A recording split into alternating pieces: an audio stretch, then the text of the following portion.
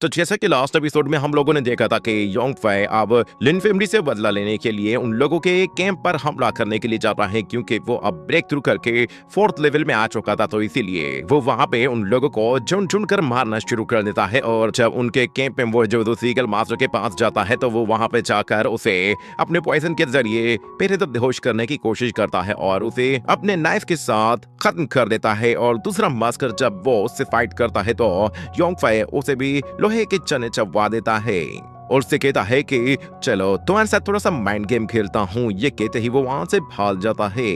पर अगले सीन में हमें दिखाया जाता है कि वो लोग अभी भी उसका पीछा कर रहे होते हैं और योंग फै पर अचानक से जाकर हमला कर देते हैं। मगर योंग फै उस मर्तबा भी वहां से बचने में कामयाब हो जाता है और वहां पे मौजूद दूसरा एक पावरफुल वॉरियर उस पर एक विम ब्लेड थ्रो करता है, मगर उसका भी कोई फायदा नहीं होता। योंग फै की स्पीड के आगे वो लोग उसका कुछ भी नहीं बिगाड़ पा रहे थे। वो उन लोगों को अपनी तरफ आता हुआ देखकर अपनी सोड निकालता है और एक एक अटैक करते हुए अपने सामने आने वाले एक वॉरियर को निपटाता जा रहा होता है। उसकी रफ्तार बिजली की रफ्तार की तरह हो चुकी थी और वो उस पावरफुल वॉरियर को मारने के लिए फिर अपनी लाइटनिंग सोर्ड को यूज करते हुए उससे ऐसा स्प्लैश अटैक रिलीज करता है कि जिससे वो उस पावरफुल वॉरियर को भी एक अटलेक में चारों शाने चित कर देता है और वापस से नीचे आकर कहता है कि चलो अब कौन आएगा। योंग फै की पावर देखने के बाद फिर किसी ने हिम्मत नहीं होती कि वो खुद मरने के लिए उसके करीब जाए और इतने में अचानक एक और पावरफुल वॉरियर की एंट्री होती है, जो कि अपने एक वर्फ बीस्ट के साथ आता है और आते हुए योंग फै के बारे में कहता है कि तुम्हारे ऊपर लिन फैमिली ने जो कीमत लगाई है वो बिल्कुल सही है। तुम वाकई में इस लायक हो के तुम्हें मरने के लिए थोड़ी सी एफर्ट कमी पड़े। देखा है कि वो दोबारा से उन वॉरियर्स से चारों तरफ से घिर चुका है, मगर अचानक से वो एक चाल चलने की कोशिश करता है और कहता है कि लिंग युन ने मेरे ऊपर सिर्फ 1.5 लाख गोल्डन कॉइन्स की बोली लगाई है। ये तो सच में शर्म की बात है। मैं 4th लेवल का वॉरियर हूँ और ऊपर से मैं डोंगचो किंगडम का एक रॉयल वॉरियर भी बन चुका हूँ। मगर फिर वो दिल में कहता है कि मैं काफी ज्यादा इंजरीज बर्दाश्त कर ली हैं, मैं और ज्यादा इंजरीज को बर्दाश्त नहीं कर पाऊंगा। मुझे थोड़ा सा टाइम चाहिए ताकि मैं खुद को रिकवर कर सकूं और उसके लिए मुझे कुछ हीलिंग पोशंस बनाने पड़ेंगे। ये कहने के बाद वो उन सारे ही वॉरियर से कहता है कि अगर तुम लोग मुझे फ्री सिटी तक बिल्कुल सही सलामत पहुंचा देते हो तो मैं तुम लोगों से वादा करता हूं कि जो प्राइस तुम लोगों को क्यों दी है मैं उससे 5 टाइम्स ज्यादा दूंगा। ये बात सुनकर सारे ही माफ वॉरियर बिल्कुल हिल जाते हैं कि ये प्राइस बहुत बड़ी है और इसमें ज्यादा मेहनत भी नहीं करनी पड़ेगी। मगर लिन युन का एक चमचा कहता है कि यह लड़का बकवास कर रहा है और योंग फै कहता है ये सारे माफ मैन खत्म होने का नाम ही नहीं ले रहे। अगर मैं इन लोगों से ऐसे ही लड़ता रहा तो ये तो खत्म नहीं होंगे बल्कि मेरी पूरी एनर्जी खत्म हो जाएगी। और उस वॉल्स के ऊपर बैठा हुआ वो वॉरियर कहता है कि हम लोग सिर्फ कैश लेते हैं और ऊपर से तुम भरोसे के लायक नहीं हो, क्योंकि तुमने तो अपने ही पार्टनर्स को मार दिया है। तो तुम्हारा हम भरोसा कैसे करें कि तुम हमें नहीं मारोगे और हमें 5 गुना ज्यादा पैसे दोगे। ये सुनने के बाद वहां पे मौजूद लिन फैमिली के वो चमचे एक दूसरे की तरफ देखते हैं और फिर एक लड़का कहता है कि तुम डीमन के साथ मिले हुए हो, इसीलिए तुम मरना डिजर्व करते हो। चाहे तुम्हें मारने के लिए हमें पैसे मिले या न मिले, मगर हम तुम्हें हर हाल में मारेंगे। तो दूसरी वॉरियर भी कहती है कि हाँ, हमें सीनियर क्यान लोंग का बदला लेना है। हम लोग यहाँ पर सिर्फ और सिर्फ जस्टिस की खातिर आए हैं। ये कहने के साथ वो लड़की एक जोरदार स्प्लैश अटैक करके योंग फै को मारने वाली थी, मगर योंग फै वहां से भी बच जाता है। और वो लोग देखते हैं कि योंग फै दूर जा रहा है तो वो लोग एक दूसरे को कहते हैं चलो इसका पीछा करो, ये भागने ना पाए। जब योंग फै उन्हें अपने करीब आता हुआ देखता है तो वो उन लोगों के ऊपर क्रॉस स्प्लैश अटैक कर देता है, जो कि उन लोगों को सीधा जाकर हिट करता है और बहुत सारे वॉरियर रास्ते में ही गिर जाते हैं। ये देखते ही योंग फै फिर वहां से स्पीड के साथ भागता है और उसके ऊपर बैठा वो वॉरियर कहता है कि अच्छा तो ये लड़का फुल अटैक्स भी कर सकता है, चलो इसका पीछा करो, ये ज्यादा दूर नहीं जा पाएगा। और इस तरफ योंग फै वो भागते हुए कह रहा होता है कि मुझे इन लोगों से जल्द जान छुड़ानी होगी, वरना ये लोग इतनी आंच पानी से मेरा पीछा नहीं छोड़ेंगे। मुझे कोई ऐसी जगह ढूंढनी है जहाँ पे मैं खुद को रिकवर कर सकूं। अचानक उसे पता चलता है आगे एक बहुत बड़ी क्लिफ मौजूद है। क्लिफ में मौजूद छोटी सी गुफा है जहाँ पे अंदर जाने का रास्ता भी है, मगर वो लोग उसके पीछे आ रहे होते हैं तो इसीलिए वो उन्हें फिर वहां से दूसरी डायरेक्शन की तरफ ले जाता है ताकि वो उस गुफा को ना देख पाए। योंग फै भागते भागते अचानक से एक फोगी एरिया के आसपास चला जाता है जहाँ पे वो उन लोगों को बहुत ही मुश्किल से दिखाई पड़ता है। तो वो लोग कहते हैं कि तुम लोग इसका पीछा करो, कोई भी शख्स उसे देखते ही दूसरे को आवाज दे। एक दूसरी तरफ योंगफाई अपनी विजुअल पावर को यूज करता है तो उसे दूर दिखाई देता है कि एक ब्रिज मौजूद है और वो काफी गहरा है। यहीं पे ही उसे एक आइडिया लाता है और वो उस ब्रिज की तरफ स्पीड से भागना शुरू कर देता है और एक जोरदार क्रॉस स्प्लैश इफेक्ट करके अपने आसपास मौजूद लोगों को वापस पीछे खदेड़ देता है ताकि उसे ज्यादा टाइम मिल सके। पर जब वो वुल्फ वॉरियर देखता है कि ये लड़का ब्रिज के ऊपर पहुंच गया है तो वो उन लोगों से कहता है कि इसे ब्रिज क्रॉस करने मत देना। ये सुनते ही वो वॉरियर पे उस पर हमला करने के लिए पीछे से बहुत ज्यादा सारी एनर्जी वेव अटैक रिलीज कर देते हैं तो योंगफाई भी आगे जाकर एक क्रॉस स्प्लैश अटैक कर देता है जिससे वो अटैक एक दूसरे के बिल्कुल करीब आकर एक जोरदार धमाके की तरह फट जाते हैं और ब्रिज भी पूरी तरह से तबाह बर्बाद हो जाता है और योंगफाई नीचे गिरता है। देखकर वो लोग समझ गए थे कि यहाँ से गिरकर बचना मुमकिन नहीं, यानी कि योंगफाई का पत्ता साफ हो चुका है। मगर अचानक उन्हें दिखाई देता है कि एक स्पिरिचुअल ड्रैगन ऊपर आ रहा है और वो ड्रैगन आकर उस माउंटेन को पकड़ता है और योंगफाई उसकी टेल के साथ लिपटकर ऊपर हवा में उस ब्रिज की दूसरी तरफ जा पहुंचता है। इस तरह वो बहुत ही आसानी से अपनी जान भी बचा लेता है और उन लोगों से अपना पीछा भी छुड़ा देता है। मगर क्योंकि वो काफी ज्यादा इंजर्ड हो चुका था तो इसीलिए अब उसमें ज्यादा एनर्जी नहीं बची थी कि वो उन लोगों से मुकाबला कर सके। वो वहां से भागकर अच्छी जगह ढूंढने की तलाश करता है और दूसरी तरफ वो वॉरियर कहते हैं कि बॉस अब हम क्या करें, ये लड़का तो भाग गया। मगर उनका वो सीनियर कहता है कि कोई मसला नहीं, अगर इसे हमने नहीं मारा तो फिर क्या हो गया, इसे कोई ना कोई और जरूर मानेगा क्योंकि फ्री सिटी के सारे ही वॉरियर इस जंगल पे फैले हुए हैं और हर कोई शख्स इसे मारना चाहता है। अगर हमने नहीं मारा तो कोई और माफ देगा। चलो हम लोग नॉर्थ साइड की तरफ से जाते हैं। जो कहने के साथ वो लोग एक सिग्नल भी रिलीज कर देते हैं जो कि ऊपर मौजूद जिन फैमिली के एक मात्र को दिखाई देता है। और दूसरी तरफ हम देखते हैं योंगफाई जो कि काफी जख्मी हालत में होता है, वो अपने आप को हील करने के लिए एक जगह आ पहुंचता है और वहां पर वो लिंगजुन के बारे में कह रहा होता है कि उसने सच में मेरे कैरेक्टर को बिल्कुल चेंज कर दिया है। उसने न सिर्फ मुझे मारने की कोशिश की है बल्कि पूरे फ्री सिटी को मेरे खिलाफ कर दिया है। मैं अब किस किस से अपनी जान बचाऊंगा। मेरे ख्याल से अब मुझे खुद को डिफेंड करना भी बहुत मुश्किल लग रहा है और उम्मीद है कि मेंगलियार वो मेरी बात पे भरोसा जरूर करेगी। इतना कहते ही वो अपने प्रेशर पॉइंट पर अटैक करते हुए अपने आप को हील करने की कोशिश करता है मगर उससे कोई फायदा नहीं होता।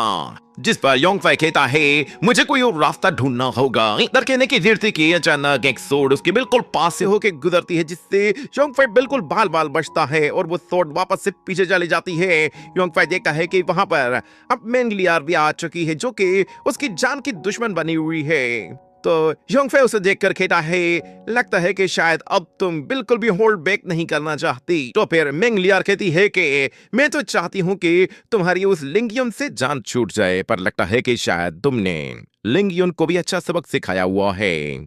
उन लोगों की रेपुटेशन वैसे भी मिट्टी में मिल चुकी है, अब तुम्हारा वक्त है, तुम्हें भी शायद इस दुनिया से चले जाना चाहिए। और फिर योंगफाई कहता है अच्छा तो इसका मतलब ये है कि तुम भी लिंगयुन को मारना चाहती थी, क्यों ना हम दोनों एक साथ हाथ मिला लें और लिंगयुन को हमेशा के लिए खामोश कर दें। मगर फिर मेंगलियार कहती है कि तुमसे डील करने से अच्छा है कि मैं उसके साथ डील कर दूं। ये कहते ही वो योंगफाई बड़ा एनर्जी अटैक करती है तो योंगफाई उसे रोक लेता है और कहता है कि तुम्हें लिंगयुन से नफरत है तो फिर तुम मेरा साथ क्यों नहीं दे रही। हम लोग पहले लिंगजुन का पत्ता साफ करेंगे और फिर अपने बीच में जो भी प्रॉब्लम है उसे एक बैटल ग्राउंड में रिजॉल्व करेंगे। उसे मारना थोड़ा सा मुश्किल है क्योंकि उसके पास फैमिली बैकग्राउंड काफी स्ट्रॉन्ग है और अगर तुम मेरा साथ दोगी तो उसे मारना ज्यादा आसान हो जाएगा। पर मेंगलियार कहती है कि तुम पहले मरो या फिर वो, मुझे इससे कोई फर्क नहीं पड़ता, मुझे तो वैसे भी दोनों को मारना है। और क्योंकि इस वक्त लिंगयुन के पास फैमिली सपोर्ट है तो इसलिए मैं फिलहाल उसे मारने से अवॉइड कर रही हूँ। और जहां तक बात तुम्हारी है तो फिलहाल तो तुम मेरे लिए सबसे बड़ा खतरा हो। जो देखकर योंगफाई दिल में कहता है इस वक्त मैं इंजर्ड हूँ और अगर मैंने इसके साथ फाइट की तो मुझे लगता है मैं यहाँ पे मारा जाऊंगा। और दूसरी तरफ वहां पर वो मास्क मैन भी आ पहुंचते हैं और उनके कदमों की आहट मेंगलियार को सुनाई देती है तो वो कहती है कि ये लोग यहाँ पर पहुंच गए हैं, मुझे यहाँ से निकल जाना चाहिए। ये कहने के साथ ही वो फौरन से वहां से चली जाती है और योंगफाई देखता है कि वहां पर वो मास्क मैन दोबारा से आ गए हैं और उन्होंने योंगफाई को चारों तरफ से घेर लिया है। उसे अब समझ में आता है कि मेंगलियार यहाँ से क्यों भागी थी। मेंगलियार ऊपर खड़े होकर उन लोगों को देखती है कि वो लोग बहुत सारे हैं और काफी जल्दी यहाँ पहुंच गए हैं। कम से कम इन लोगों ने मुझे ज्यादा एफर्ट लगाने से तो बचा लिया है। अब मेरा काम और भी आसान हो गया है। बस एक बार ये लड़का मारा जाए तो फिर मेरे हार्ट को कोई भी डिस्टर्ब नहीं कर सकता, चाहे कुछ भी हो जाए। इस लड़के की वजह से मेरी 10 टाइसेप्ट की इनहेरिटेंस कट ऑफ नहीं होनी चाहिए। और दूसरी तरफ यंग फै उन लोगों को समझाते हुए कहता है कि क्या तुम लोग इतने अंधे हो गए हो कि तुम्हें सही और गलत में फर्क नजर नहीं आ रहा? तुम्हें लगता है कि मैं अपने ही दोस्तों को मारूंगा, मगर वहां पे मौजूद वो वॉरियर कहता है कि तुम एक मॉन्स्टर हो और हमें फिर से बेवकूफ बनाने की कोशिश कर रहे हो। मास्टर लिन वो तो एक नोबल फैमिली से हैं, भला झूठ बोलकर अपनी फैमिली की रेपुटेशन को खराब क्यों करेंगे? तो जॉन फै कहता है, अच्छा वो नोबल फैमिली से है तो फिर तुम लोग मेरे बारे में क्या कहते हो? क्या मैं डोंग टू किंगडम का एक रॉयल वॉरियर नहीं हूँ? अगर मैं झूठ बोलूंगा तो क्या इससे डोंग टू किंगडम की बेइज्जती नहीं होगी? ये बात उन लोगों को बिल्कुल चुप करा देती है। मगर पीछे खड़ा हुआ एक वॉरियर कहता है कि हमारी लिन फैमिली ने पहले ही इन्वेस्टिगेशन कर ली है। तुम्हारा बैकग्राउंड वो बहुत ही ज्यादा अजीब सा है, तुम्हें कोई शख्स नहीं जानता। शायद तुमने इस रंचू किंगडम को बेवकूफ बना दिया होगा, मगर हम लोग जानते हैं कि तुम्हारे ओरिजिन वो अननोन है। मगर एक और वॉरियर कहता है कि चलो इससे ज्यादा बकवास मत करो, ये लड़का जितना ज्यादा बोलेगा उतना ही हमारा टाइम वेस्ट होगा और अपनी एनर्जी रिकवर कर लेगा। मगर यंग फै कहता है कि तुम लोगों ने मुझे मारने के लिए सिर्फ 1.5 लाख गोल्डन युआन कॉइंस लिए हैं, फिर तुम लोग ये बात क्यों कह रहे हो कि तुम लोग सिर्फ जस्टिस की खातिर मुझे मार रहे हो? इतना कहने की ही देर थी कि एक पावरफुल एनर्जी अटैक यंग फै को आकर हिट करता है, जिससे यंग फै वापस पीछे हट जाता है और उस अटैक की वजह से उसे थोड़ी सी इंजरी होती है और उसके मुंह से खून निकल आता है। इतने में हमें दिखाया जाता है कि लिन फैमिली का एक और मास्टर वहां पर आ गया था और वो अपने उस ईगल से उतरकर फौरन से नीचे आ जाता है। उसे देखकर वहां पे मौजूद लोग कहते हैं कि ये तो 4th ऑर्डर का मास्टर है, यानी कि लिन फैमिली में इसकी काफी ज्यादा वैल्यू है। उस मास्टर को देखकर मेमलिया कहती है कि चलो यंग फै का तो पत्ता अब साफ होकर ही रहेगा। और वो मास्टर यंग फै से कहता है कि तुमने मेरे ब्रदर को मारा है, मैं तुम्हें मारकर उसका बदला लूंगा। मगर यंग फै भी उसके सामने डरने वाला नहीं था। वो कहता है कि तकलू मामा, अगर तुम्हारे अंदर इतना दम है तो फिर आकर मुझे मार कर दिखाओ। मैं तुम लोगों से वादा करता हूँ कि अगर मैं आज मरा तो फिर उन सब लोगों को अपने साथ लेकर मरूंगा। और ही वो एल्डर गुस्से में भड़क जाता है और कहता है कि तुम वैसे ही अपनी मौत के करीब खड़े हो, उसके बावजूद भी तुम इतना एरोगेंट हो रहे हो। सच में शायद मौत को इतना करीब से देखकर तुम्हारा दिमाग खराब हो गया है। इतना कहते ही वो अपनी एनर्जी के साथ उसकी तरफ आगे बढ़ते हुए एक पावरफुल एनर्जी टोर्नेडो क्रिएट कर देता है। ये देखते ही यंग फै फिर उसे रोकने के लिए अपनी फुल पावर के साथ एक जोरदार स्प्लैश अटैक करते हुए उसके उस टोर्नेडो को फुल तरह से निस्तर-नाबूद कर देता है और फिर उस पर्चे से अपनी सोर्ड से वार करता है तो वो एल्डर उससे बाल-बाल बच जाता है और यंग फै को किक मारते हुए वापस पीछे धकेल देता है। इस तरह उन दोनों के बीच में फिर से घमासान की लड़ाई शुरू होती है, जिसमें उन दोनों ही वॉरियर एक दूसरे को मारने के लिए अपना पूरा जोर लगा देते हैं। मगर क्योंकि यंग फै इस वक्त काफी इंजर्ड हो चुका था और ऊपर से उसकी एनर्जी भी काफी कंज्यूम हो गई थी, तो वो इस वक्त यहाँ पर इस एल्डर के आगे थोड़ा सा वीक पड़ने लगा था। वो एल्डर उसके ऊपर आकर एक जोरदार किक मारता है तो यंग फै उसे रोक लेता है, मगर वो एल्डर एक और दूसरी किक के साथ उसे काफी पूरी तरह से हर्ट करता है और दोबारा से हवा में ऊपर जाते हुए अपना फाइनल अटैक करने के लिए अपनी एनर्जी के साथ एक स्पिरिचुअल ईगल क्रिएट करता है। वो ईगल सच में काफी ज्यादा खतरनाक लेवल का होता है। ये देखते ही यंग फै उसे रोकने के लिए अपना पूरा जोर लगाकर एक जोरदार एनर्जी वेव रिलीज करता है, जो कि इतनी ज्यादा स्ट्रॉन्ग होती है कि वो उस ईगल से टकराते ही उसे वहीं पर ही रोक कर काफी देर तक होल्ड करती है। मगर वो एल्डर यहाँ पे मौके का फायदा उठाकर यंग फै पर ईगल क्लॉ अटैक करते ही उस पर एक जोरदार वार करता है, जिससे वो यंग फै की हड्डी पसली तक तोड़ कर रख देता है। इस अटैक ने यंग फै की ऐसी हालत कर दी होती है कि उससे अब लड़ने के लिए यंग फै ने जरा भी जान नहीं बची होती और वो एल्डर भी समझ गया था कि अब इसे खत्म करने का वक्त आ गया है। वो अपने हाथों से एनर्जी क्रिएट करते हुए यंग फै को मारने ही वाला था, मगर अचानक से एक पर्पल एनर्जी वहां पर आकर हिट करती है, जिससे यंग फै अपनी जान तो बचा लेता है, मगर हर तरफ वहां पे स्मोक फैल जाता है और किसी को कुछ नहीं दिखाई देता। ये देखकर मेंगलियर भी परेशान हो जाती है कि आखिर यहाँ पे अब कौन आ गया है। वो सारे ही लोग परेशान हो गए थे, उन्हें समझ में नहीं आ रहा था कि अचानक किसने एंट्री ली और किसने अटैक किया है। मगर हमें दिखाया जाता है वहां पर युआन लोंग को। वो आते हुए कहता है कि क्या तुमने पहचाना नहीं, मैं तुम्हारा ग्रैंडपा हूँ। वो आकर यंग फै से कहता है कि बच्चे मैं तुम्हें बचाने के लिए आया हूँ। और मुझे देखकर तुम रो भी नहीं रहे। सच में मुझे ये देखकर बहुत ही अफसोस हुआ है। तो फिर योंग फै कहता है कि फाइनली इतनी लंबी स्विमिंग करने के बाद तुम वापस आ ही गए। उस ड्रैगन को देखकर सब लोगों की सिट्टी पिट्टी गुम हो गई थी, क्योंकि वो ड्रैगन 5th लेवल का एक गोल्डन ड्रैगन था। मगर वो मास्टर देखता है कि इस ड्रैगन की कल्टीवेशन काफी वीक है। वो अपने सोल्जर से कहता है कि घबराने की जरूरत नहीं, भले ही इस ड्रैगन का पावर लेवल हाई है मगर इसकी कल्टीवेशन बहुत वीक है, इसलिए इसे हराना कोई बड़ा मसला नहीं होगा। और फिर वहां पे मौजूद एक और वॉरियर भी उन लोगों की हिम्मत बढ़ाते हुए कहता है कि हाँ, हम लोग बहुत सारे हैं, अगर हम लोग आज इस ड्रैगन को मार देते हैं तो हम लोग आज रात ड्रैगन कढ़ाई मिलकर खाएंगे और उसकी हड्डियों से और इसके फ्लैश से हम लोग अपने मैजिक वेपन्स को रिफाइन करेंगे।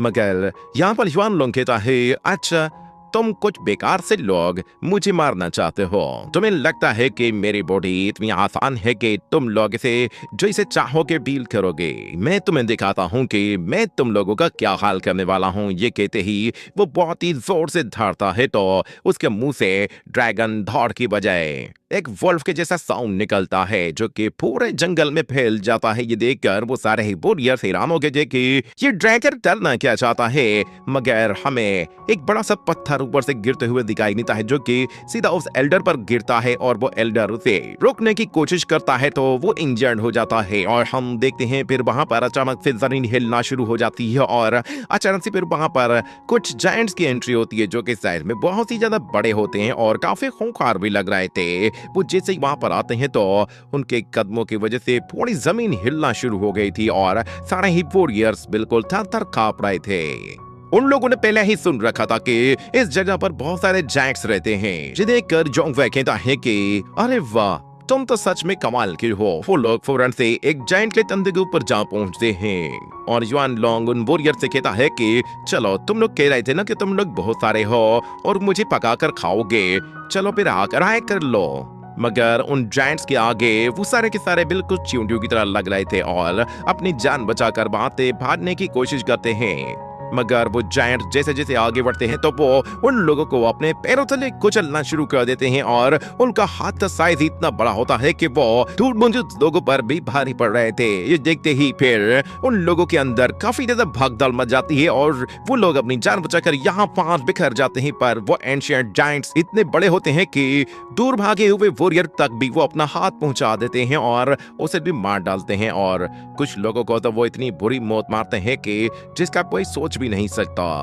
जिसके बाद योंग फै वो युआन लोंग को कहता है, अगर मैंने एंशिएंट जायंट्स को कंट्रोल कर सकते हो तो युआन लोंग कहता है, हाँ, ते मेरा हैंडसम सा फेस देखकर मैं ऊपर लट्टू हो गए हैं और इन्हें कंट्रोल करने के लिए तो मैंने वैसे भी कुछ एंशिएंट ब्लड लाइन को भी यूज किया है। इन लोगों को कंट्रोल करना कोई बड़ी बात नहीं थी, ये तो बस मेरे इशारों पर नाच रहे हैं। उन जायंट्स ने तो कुछ ही देर में पूरा का पूरा मैदान ही उखाड़ कर रख दिया होता है। और योंग फै वो इस मदद के लिए युआन लोंग को थैंक्स कहता है और कहता है, अगर तुम सही टाइम पे ना आते तो शायद मैं आज मारा जाता। हमें दिखाया जाता है कि वो लिन फैमिली का एल्डर भी उन जायंट्स के आगे नहीं ठहर पा रहा था। एक जायंट जैसे ही उस एल्डर को मारने की कोशिश करता है तो वो एल्डर अपने सामने एक पावरफुल शील्ड बनाकर उसे रोक लेता है। मगर उसे रोकने में भी उसे काफी ज्यादा दिक्कत का सामना करना पड़ रहा था। ये देखकर वो योंग फै को फिर धमकी देता है कि बच्चे, तुम मुझे दोबारा कहीं मिलना, वहां तो तुम्हारी मौत पक्की होगी। मगर युआन लोंग उस जायंट से कहता है कि बड़े भाई, जरा इसके ऊपर अपना सुंदर सा पैर तो रखना। ये सुनते ही वो जायंट अपना बड़ा सा पैर उठाकर उस डुमेन के ऊपर दे मारता है, जिससे वो डुमेन चकनाचूर हो जाता है। वो एल्डर भी बुरी तरह से हर्ट होता है और वहीं बेहोश हो जाता है। और दूसरी तरफ मैंगलिया वहां से जाते हुए कहती है कि मैं तुम्हें खत्म कर दूंगी, बस सही मौके का इंतजार करो। और युआन लोंग कहता है कि शायद वो सुंदर सी लड़की यहाँ से चली गई है, लगता है कि शायद तुम उस पर फिदा हो गए हो। अगर तुम कहो तो फिर मैं उसे पकड़ कर लाता हूँ और फिर हम लोग उसके साथ 9 तो 11 करेंगे। योंग फै कहता है, तुम पागल हो गए हो, दिन में सपने देखने लगे हो, तुम्हें लगता है कि तुम उसे पकड़ पाओगे। ये सुनकर युआन लोंग को याद आता है कि ये लड़की उड़ सकती है और काफी ताकतवर भी है।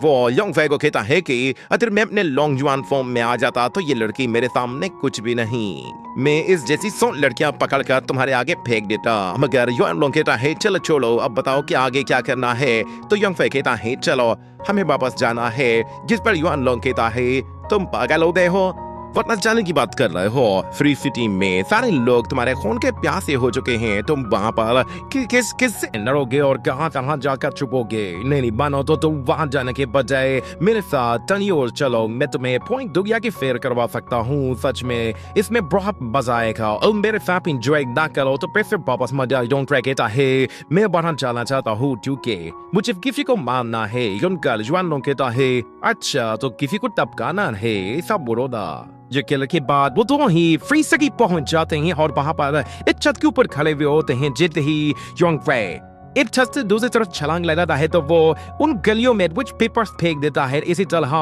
वो जवान लोगों के साथ मिलकर उन स्ट्रीट्स में बहुत सारे पेपर्स फैला देता है और पेपर्स के अंदर वो कोई कहानी लिखकर लोगों को कुछ बताना चाहता था। जिस पर जवान लोग कहता है तुमने मुझे कहा था कि तुम यहाँ पर किसी को मारने के लिए आए हो। तुम तो पिछले कुछ दिनों से मेरे साथ पता नहीं कितने पेपर्स लिख चुके हो और मैं यहाँ वहां फेंक रहे हो। आखिर इनटू फायदा क्या? मगर जॉन फ्रेड देता है कि मुझे बताओ तुम उन एंशियंट्स को कैसे कंट्रोल कर सकते हो? कहीं तुम उनके कोई रिश्तेदार तो नहीं? वो ये सुनकर और गायतम ब्रूस से नारा पाए होता है कि तुम्हारे हिम्मत के सगुरी तुम मेरी ड्रैगन फिस्ट पर भी उठा लाए हो। मैं चाहूं तो तुम्हें खच्चा चबा जाऊंगा। मगर जॉन फ्रेड उसका मुंह बंद कर देता है तो वो फिर भी बोलने की कोशिश करता है, जिसकी वजह से उसके मुंह से ओ की आवाज निकलती है और नीचे खाना वो बोलता कहता है कि ये किसी वुल्फ की आवाज आ रही है। पता नहीं आजकल यहाँ पर ये वुल्फ कहाँ से आ रहे हैं। और यहाँ पर योंग फैश वैन को कहता है कि ये हमारा फर्स्ट स्टेप है। इसके बाद अटेस्टेड ये है कि मुझे अब भवना होगा। और जवान लोग कहता है ओ अच्छा तो मुझे अब समझ में आया। लोग जिंदा शख्स की बात पे यकीन नहीं करते पर मरे हुए की बात पर जरूर यकीन करते हैं। यकीन के बाद वो लोग दोबारा से वो पेपर फेंकना शुरू करते हैं और उसी के बाद ये एपिसोड यहीं पे ही एंड होगा।